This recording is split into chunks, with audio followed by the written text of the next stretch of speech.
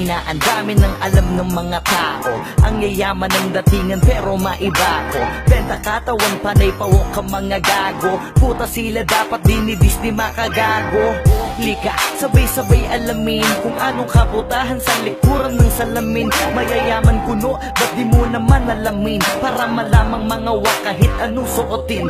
Oo na, tama kayo, nagkakapera nga kayo. Pero tingin nyo ba ay karespeto pa kayo? Halata naman agad sa panlabas ng naanyo. Paiksian ng suot at padamihan ng tato. Para benta, punyeta, si ate maeksena. Di daw tong kabebe kasi walang ebidensya. Pruweba, litratong may kasama kang mapera. Sa kondo niya tas nasa kama pa bawat eksena. Pilingerang bitch na padali kahit sang kalye, kunwaring inosente. Bitch kid daw, puta edi wow. Pera lang ang katapat, pwede nang magalaw. Siya ang pilingerang bitch na padali kahit sang kalye, kunwaring inosente. Bitch kid daw, puta edi wow. Pera lang ang katapat, pwede nang magalaw. So let me check, yung pussy bitch bago magbiyakan. Mapera daw si ate pero maraming kamanyakan. Maraming kakontakan, mga hokaging galawan. Sausawan daw ang pepe-pepe na kinakalawang. Famous itong si ate, trending sa social media. Sa pusi niya kasi ay kasya ang tatlong nota.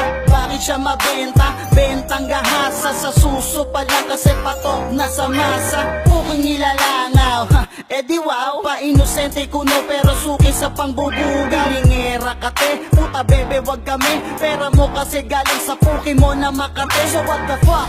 Labas ang baho na itinatago. Benta pure para lamang masunod ang mga luma. Mga putok lamang sa buho. Sino ba ang pasimuno? Pag nalaman tatlong titi namin ang ipapasuko. Siya ang pilingerang bitch na padali kahit sang kalye, kunwaring inosente. Bitch kid daw, puta edi wow. Pera lang ang katapat, pwede nang magalaw. Siya ang pilingerang bitch na padali kahit sang kalye, kunwaring inosente. Bitch kid daw, puta edi wow. Pera lang ang katapat, pwede nang magalaw.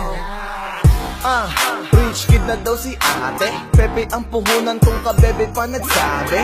What the fuck is going on? Ba't ganito na sa mundo? Puro pa bebe na ngayon. Shit, meron pa akong isang chika. Kung mag-react sa FB kala mo hindi siya puta. Pucha, panay pa po sa social media. Nilalait ang lahat ng kabahuan niya di puta.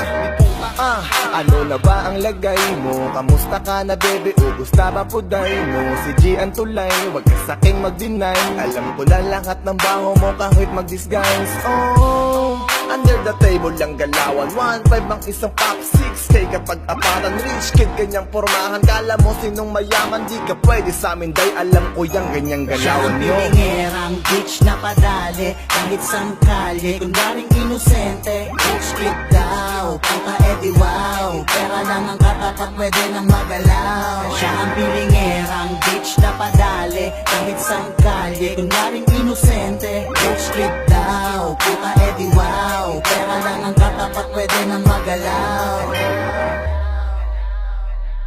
Siya ang pilingerang bitch na padali kahit sang kalye, kunwaring inosente. Rich kid daw, puta edi wow. Pera lang ang katapat, pwede nang magalaw. Siya ang pilingerang bitch na padali kahit sang kalye, kunwaring inosente. Rich kid daw, puta edi wow. Pera lang ang katapat, pwede nang magalaw.